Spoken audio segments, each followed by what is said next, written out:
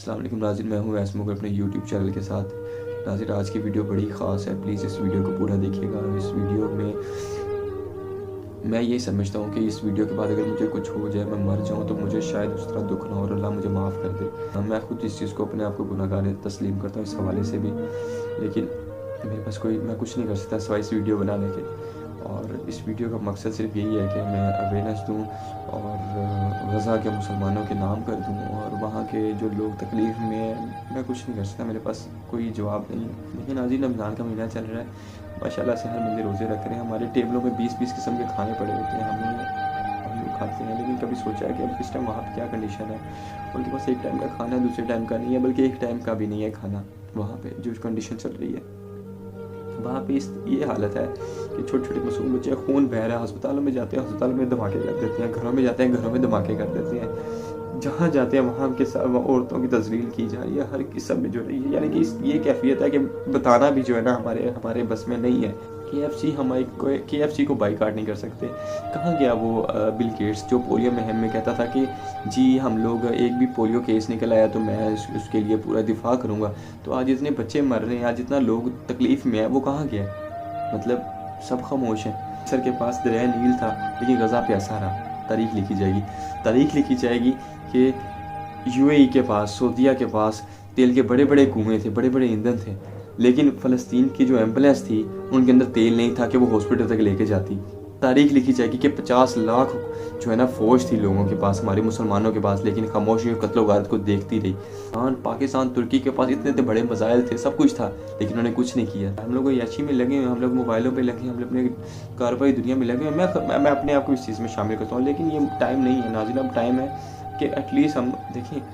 ये मैं इस चीज़ को तब तक फ़ील नहीं कर सकता जब तक मेरे घर पे ये चीज़ का मसला ना बने, मेरे बच्चे को ना मारा हो, मेरी बीवी को ना मारा हो, मेरे माँ बाप को ना मारा हो, मेरे बहन भाइयों को ना मारा हो। यकीन करें, मेरी जो मकसद है वीडियो बनाने का सिर्फ ये है कि या अल्लाह पाक कोई ऐसा बंदा मेरी वीडियो देखने के बाद दुआ के लिए हाथ खड़े कर दे, शायद इसको मैं भी दुआ करता हूँ और कोई मेरी ये वीडियो हुक्मरानों तक पहुँच जाए किसी न किसी तरीके से, ताकि वो कुछ एक्शन ले लें।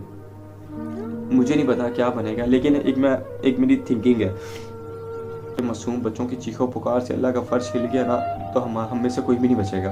और हमारे रोज़े हज ज़कातें ये कोई काम नहीं आने वाली। इस टाइम अगर गज़ा के लोगों पे तकलीफ़ आ रही है, अज़ाब आ रहा है, उन पे जब कत्ल गारत कर रही है, औरतों की इज़्ज़तें लूट रहे हैं, औरतों को मार रहे हैं, माँ बहनों को मार रहे हैं, बच्चों को बाहर निकाल के मार रहे हैं, ज़ख्मियों को अस्पतालों में हमले कर रहे हैं, सब कुछ कर रहे हैं।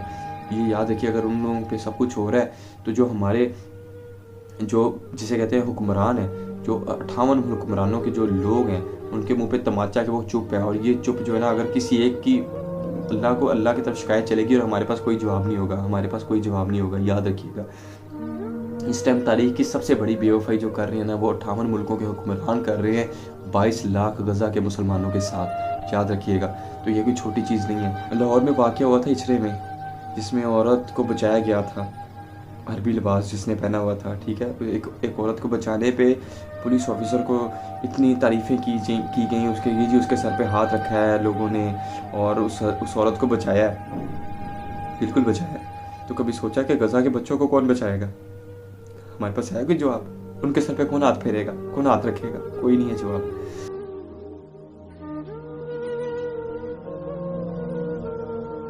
उन बच्चों में मुझे अपना बेटा नज़र आता है, उन बहनों में मुझे अपनी बहनें नज़र आती हैं, उन लोगों में मुझे अपनी माएँ बहनें नज़र आती हैं, भाई नज़र आते हैं।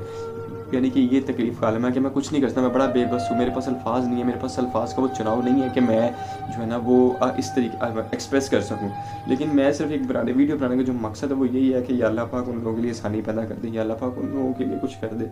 यार आप लोग सारे सोशल मीडिया इस्तेमाल करते हैं, देखते हैं, वीडियोज़ देखते हैं, उन लोगों के लिए दुआ करें, प्लीज़ दुआ करें। मैं आपसे रिक्वेस्ट करता हूँ। मेरे आंसू नकली हो सकते हैं, मेरे जज्बात नकली हो सकते हैं, लेकिन मैं जब वीडियोस देखता हूँ तो मुझे तकलीफ होती है।